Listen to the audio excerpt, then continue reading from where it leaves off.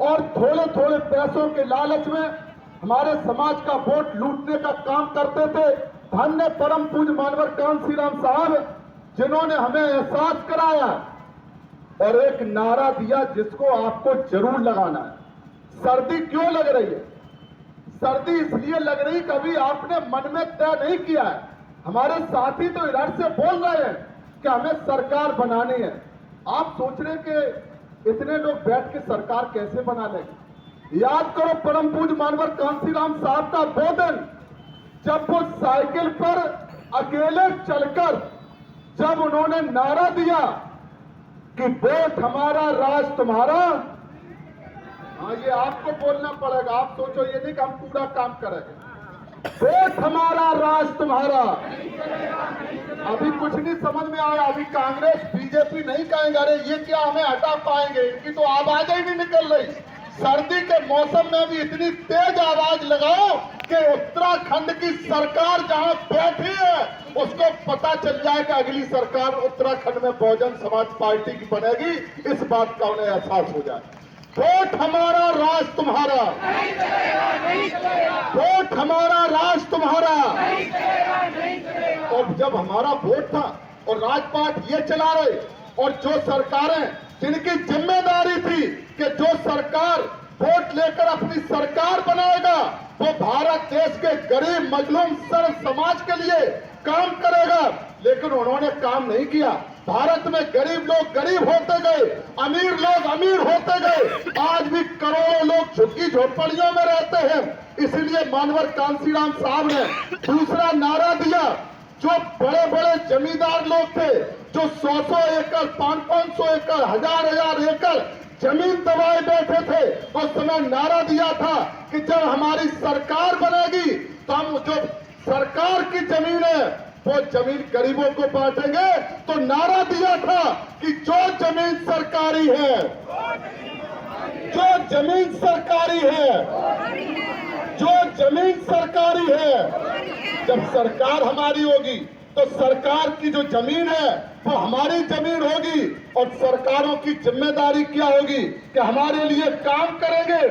और अगर जब सरकार काम नहीं करती है तो इसीलिए नारा दिया था कि रोजी रोटी दे न सके जो।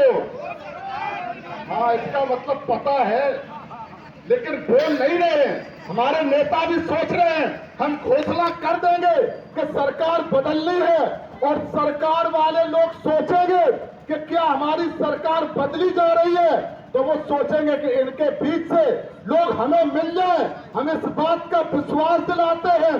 और आज मंच को देखकर, हमारे मंच के नेताओं की बात को सुनकर, परम सम्माननीय बहन कुमारी मायावती जी के चरणों में हम इस बात को विश्वास के साथ कह सकते हैं कि 2027 में उत्तर प्रदेश में तो तय हो गया है कि 2027 में जो चुनाव के बाद सरकार बनेगी, मुख्यमंत्री कौन होगा, तो बहुजन समाज पार्टी की सरकार होगी। माननीय बहन कुमारी मायावती जी उत्तर प्रदेश की पूर्ण बहुमत की मुख्यमंत्री होंगी। इसी के साथ हमारे लोग कह रहे थे कि माननीय बहन जी का आप निर्देश बताओ, माननीय बहन कुमारी मायावती जी का संदेशा बताओ।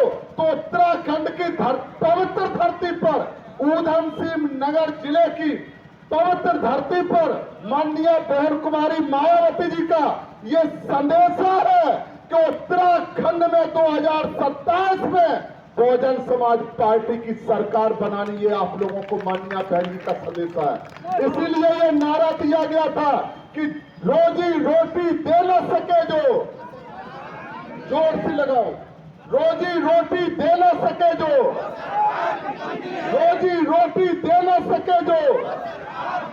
और जो सरकार निकम्मी है, ये तो और जोर से बोलना पड़ेगा। सरकार वाले कहेंगे हमें लगता है इसमें आधे हमसे मिले हुए हैं।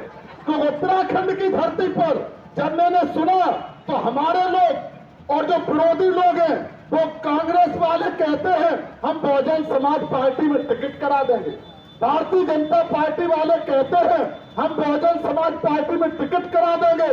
ये दोनों पार्टियां सुन लें कि अब की बार उत्तराखंड की धरती पर बहुजन समाज पार्टी अपने बलबूते पर अकेले चुनाव लड़ेगी और समाज पार्टी के वफादार कार्यकर्ता विधायक का चुनाव लड़ेंगे और जीतकर विधानसभा में जाएंगे। दोनों पार्टियों के इस बात का इस बार ऐलान करते हैं, ये अपने दिमाग से निकाल दें।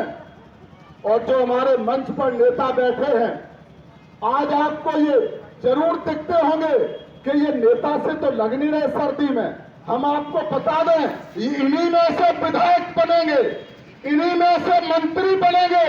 उत्तराखंड की सरकार हमारे यही नेता चलाएंगे। इस बात को आपके बीच में कहना चाहते हैं। इसीलिए आप लोग जो हमारे जिम्मेदार साथी हैं, माताएं बहनें बड़ी संख्या में बैठी हैं। हमारी एक बहन जो इनका नेतृत्व कर रही है, जो कि ऐसे ही कोई नहीं आ जाता है। आप लोगों को जो लोग लेकर आए हैं, आप लोगों को भरोसा दिलाकर लाए हैं, हमारे जो बुजुर्ग हैं, जो इस कड़कती सर्दी में सरकार वाले लोग समझ लें, जितने लोग यहाँ बैठे हैं ये योद्धा हैं, ये सिपाही अकेले नहीं है, ये लेफ्टिनेंट हैं, ये कमांडर है, ये माननीय बहन कुमारी मायावती जी के वो योद्धा हैं जो उनकी एक आवाज पर अपनी जान कुर्बान कर सकते। इस बात का हम सरकारों को बताना चाहते हैं। परम पूज्य मानवर कांसीराम साहब ने जब परम सम्मानीय बहन कुमारी मायावती जी को अपना उत्तराधिकारी बनाया था 15 दिसंबर 2001 को, उस दिन भी इतनी कड़कती सर्दी थी। जो लोग गए होंगे याद करो पुराने दिनों को। परम सम्मानीय बहन कुमारी मायावती जी को जब उत्तराधिकारी बनाया तो मानवर कांसीराम साहब ने कहा कि हमारे जीते जी आप चिंता नहीं करना, जब हम दुनिया से चले जाए तो हमारी अपने लोगों से अपील है कि जब माननीय बहन कुमारी मायावती जी भारत देश की जातवादी, सामंतवादी, पूंजीवादी ताकतों के खिलाफ संघर्ष करें, तो हर दुख सुख की घड़ी में, हर संघर्ष की घड़ी में हमारा अपने कार्यकर्ताओं से अपील है कि जब माननीय बहन कुमारी मायावती जी के ऊपर संकट आए, जब वो संघर्ष करें, तो आप लोग कभी उन्हें पीठ नहीं दिखाना, चट्टान की तरह माननीय बहन कुमारी मायावती जी के साथ खड़े रहना। आप लोगों से हम इस बात की अपील करते, निवेदन करते, हाथ जोड़कर विनती करते हैं, आज वो समय आ गया है।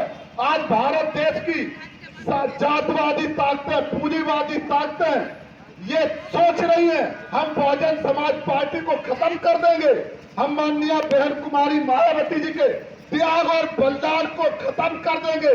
आज आपको चुनौती है, उस चुनौती को स्वीकार करो और 2027 और 2029 2 सालों को याद करो। 27 में माननीय बहन कुमारी मायावती जी